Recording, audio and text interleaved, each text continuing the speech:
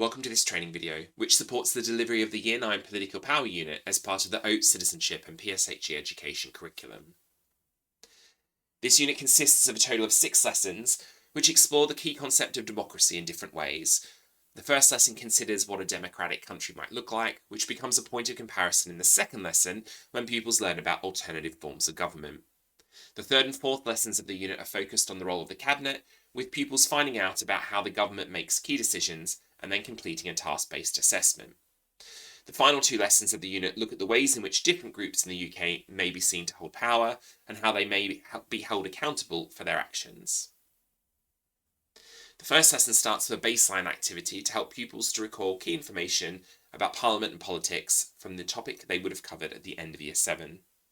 The idea is that you would give pupils 2 or 3 minutes to list a word starting with each letter of the alphabet, which somehow relates to this image. They may, for example, come up with words related to the building itself, such as Big Ben, the Commons, Parliament or Westminster, or they may focus on less tangible aspects, such as elections or democracy. One way of encouraging all pupils to contribute at the beginning of this lesson is to ask them to each provide an answer for an assigned letter as you take the register. For example, the first pupil would respond with a word starting with the letter A, the next with B, and so on. If your pupil doesn't have an answer for that letter, ask the wider class for suggestions, and where possible, circle back to those pupils who weren't able to provide an answer as you get towards the end of the list, trying to involve every pupil as much as is possible. The worksheet shown here on the left is one which will be used across both this lesson and the second lesson of the unit. After showing pupils the title slide and the learning objectives, ask them to make notes on the worksheet to show what they already know about the concept of democracy. To make sure that pupils have enough space to add information in the second lesson, it may be helpful to have them to draw a line to divide the page in half and to write their ideas in one half of that page. Once pupils have written their initial thoughts, have them discuss their ideas in a pair, and then share as a class to try to establish an agreed definition of democracy, which can be compared against the one in the slide deck. Pupils are likely to focus their definitions on the idea of democracies involving voting or having a say in leadership or decision making, and although that's true, it's not the sole feature of a democracy. The handout on the right shows 9 features of a democracy and their matching definitions. As part of the next activity, pupils could be asked to cut them out and complete an activity as a card sort to match those definitions with the relevant titles. Alternatively, they could colour in boxes to indicate pairings or draw simple numbers. The main part of this lesson is a balloon debate task, which requires pupils to evaluate the importance or value of each of the 9 features of democracy from that previous activity. This comes from a resource from the Association for Citizenship Teaching, which is part of their deliberative classroom project. To start the task, you need to divide the class into 9 groups, likely into pairs and groups of 3 depending on the size of your class. Each group is then given a handout which focuses on a specific individual who represents or is connected to one of those features of democracy. Pupils need to work together to create a brief summary of the person and their link to democracy, and groups then take it in turns to share their summaries, which hopefully should run for about a minute each. The evaluation then comes in when pupils are asked to imagine that these 9 people are on a balloon which is about to crash, and they need to decide who should be discarded from the balloon in order for it to keep afloat. Ultimately, what they're doing is deciding which of the features is of the least importance relative to the others. You could step back completely and allow pupils to take charge and come to decision in their own way, or if you need to, you could take on a more active role and help to facilitate the decision-making process. That really depends on the nature of your cohort. Once the class has agreed which passenger and therefore feature of democracy they want to remove, they do it again until they end up having ranked each of the 9 features in order of importance. Throughout the process, encourage pupils to make comparisons and to actually evaluate those features rather than just voting for one because perhaps that's the one that they had to summarise themselves. Ideally, there'll be discussion and debate about the pros and the cons and why some of those features are of greater or lesser importance than others. The same task could be done as a Diamond 9 activity instead if needed, or pupils could remove multiple people and therefore aspects of democracy at the same time, but the debate element should be kept as much as possible. The second lesson starts with a do now activity, which asks pupils to effectively imagine how they might govern a new society if they were to wash ashore on a desert island. You could ask each pupil to share one of their rules when you take the register in a similar manner to the previous lesson. You could also ask pupils to consider how likely it is that their rules might actually be implemented and what steps might be involved in getting to that point of implementation. Pupils should then find their knowledge worksheet from the previous lesson and make notes about alternative forms of government to democracy. You could ask pupils to share their ideas with a partner before continuing the lesson. The next activity in the lesson involves pupils trying to match the names of different forms of government to the relevant description. Pupils should write their initial guesses in the first empty column, and they can then make their corrections if needed by writing the correct answers in the second column as they're revealed later in the lesson. A video is also included in the slide deck to help pupils to complete this task, although ideally they should have time to attempt it themselves before watching the video. One of the forms of government included on the worksheet is a dictatorship, and pupils should have time to discuss their knowledge of dictatorships, such as what they are, where they might be found, and what life might be like within a dictatorship. Then spend some time reading through the article handout, which is about life within a dictatorship in Gambia in the 1990s and 2000s. It would be really helpful to also give pupils time to reflect on that article, thinking about which aspects stood out to them the most and how similar or different their lives are to the situation described in the article. This comparison of life in the UK to life in dictatorship becomes the focus of the next activity. Pupils need to identify which descriptions in the grid on the right relate to life within a democracy, which relate to life within a dictatorship, and which could actually relate to both. Some descriptions sit really clearly within one area, but many have the potential to exist under both forms of government. For example, it may seem obvious that a dictator may maintain power for a long time, although this has also been shown to be true of democracies. Thinking of Margaret Thatcher's 11-year tenure as UK Prime Minister and the 31-year leadership of Lee Kuan Yew in Singapore between 1959 and 1990. The task itself could be completed as a card sort activity again, similar to the first lesson, or colour coding instead of having to actually cut everything out. Regardless of which option you use the grid of sentences on slide 14 of the slide deck to unpick pupils' ideas and reasoning. It's really important when doing this activity that you are prepared to give arguments or suggestions for or against the classification of each of these answers. And therefore, it's really important that you have read through the teacher notes document, or even possibly having them printed and handy to look at during the lesson, which gives suggestions about which answers are probably most likely. These answers are, however, just guidance. It may be that some statements could be interpreted differently depending on context or specific factors. So encourage pupils to consider the reasoning behind their decisions and to share them when discussing the answers. At the end of this lesson, pupils should go back to the knowledge worksheet and make additions using a pen of a different colour to show that what they have learnt during the lesson. Lesson 3 introduces pupils to the role of the cabinet. The idea in this do now task is for pupils to identify 4 people and to explain their roles. So Keir Starmer is included as Prime Minister, as is Lindsay Hoyle as Speaker of the House. Before teaching the lesson, you should add images of the Member of Parliament for your school and another Member of Parliament. This could be one from a neighbouring constituency or someone from one of the smaller parties. There's a link to the Parliament website included in the slide notes to help you to access MPs' official portraits, which can be downloaded in a 1-to-1 ratio to fit perfectly into the spaces on the slide. In addition to naming each person, pupils should try to draw comparisons. For example, if your local MP is from Labour, then that would be a similarity to Sir Keir Starmer. The conclusions that pupils can draw will obviously be reliant on the images you choose, so where possible, try to enable some similarities or differences to be identified through your choice of the 4th MP.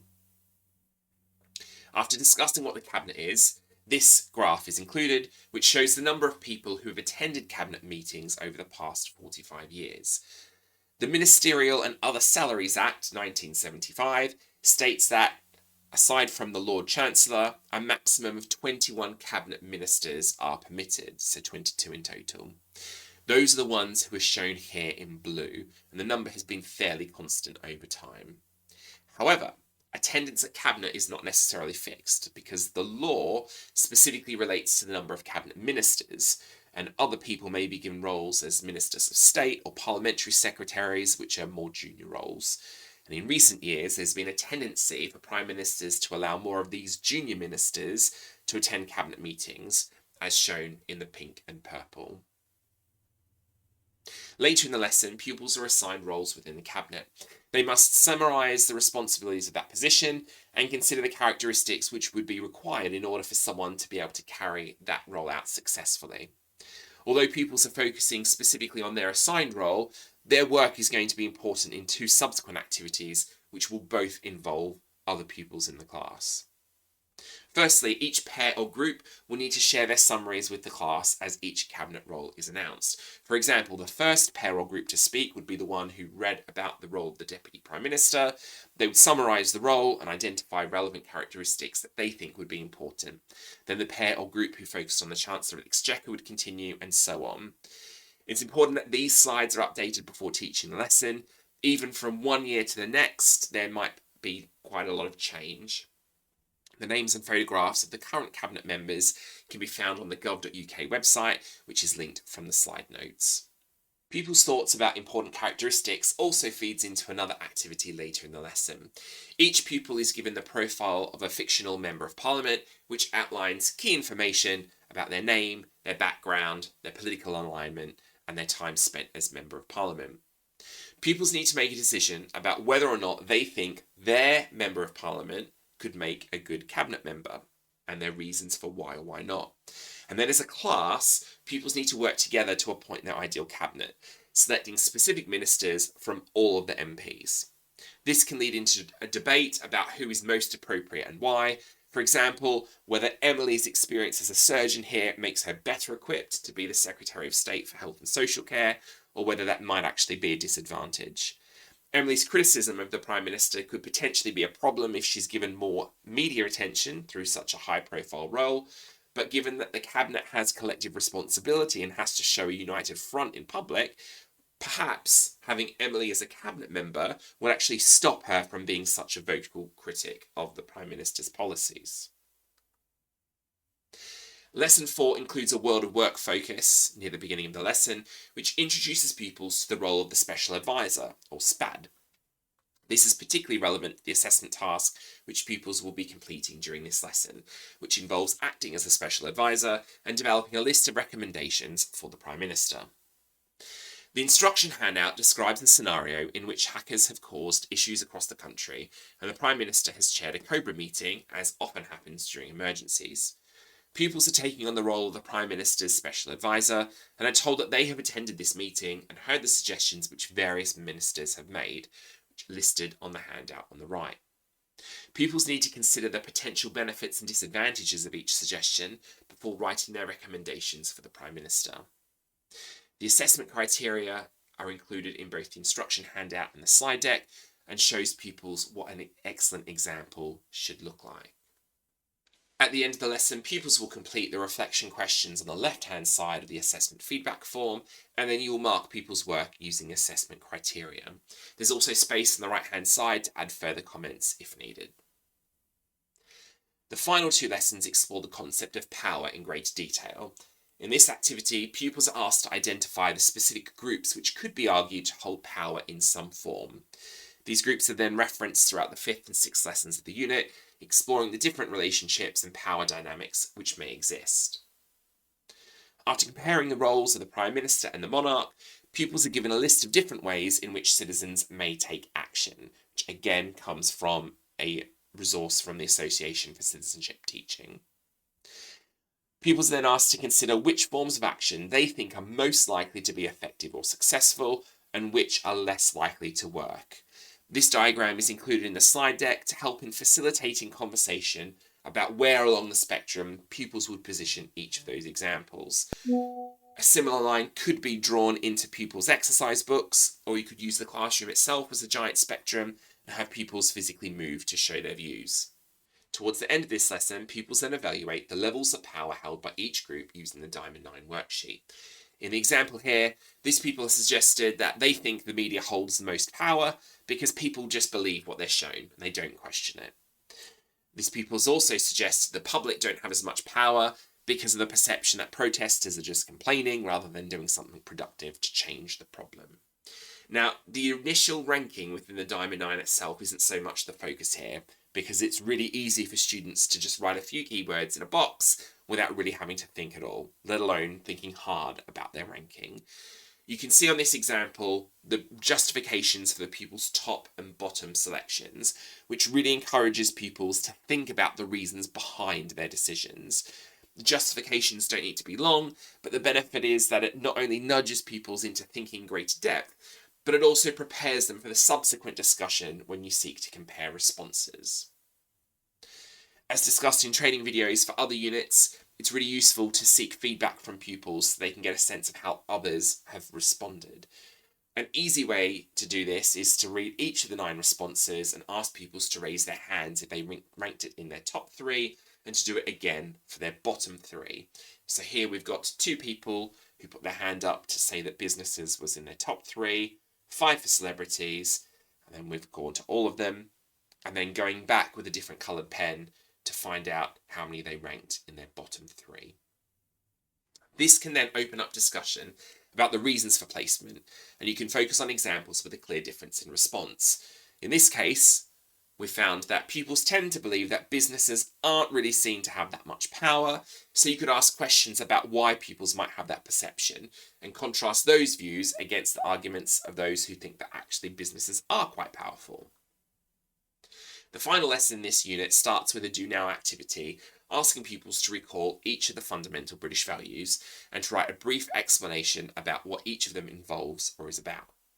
The point of this task is to lay the groundwork for pupils to make a connection between the idea of power and the rule of law, specifically the idea that people should be held to account for their actions if they make a mistake or break the law. This builds on the focus of the previous lesson about who holds power and starts to show that different groups are interconnected. It's not quite as simple as just saying that politicians or the royal family are the most powerful. The 3 pictures here show Prime Minister's questions, a select committee, and the House of Lords, and each of these are ways in which the Prime Minister or other members of the government are held to account for their actions, with their work being scrutinised. Pupils are then assigned one of 3 specific examples of how politicians may be held to account by those outside of Parliament. The first example uses the expenses scandal to illustrate how the media can hold politicians accountable through investigative journalism or their choice of how to present news articles. 5 members of Parliament and 2 Lords were jailed as a result of that investigation, which shows that they were subject to the law regardless of their position within the political system. The second example is about recall elections or recall petitions. A law was passed in 2015 which meant that a member of Parliament who was given a prison sentence or convicted for false expense claims or suspended from the House of Commons for more than 10 days could be removed from their position as MP if more than 10% of their constituents signed a specific petition. As of the end of 2024, there have been 6 attempts at a recall petition. 4 of those were successful, 1 was unsuccessful, and in the 6th situation, the MP resigned before the petition finished.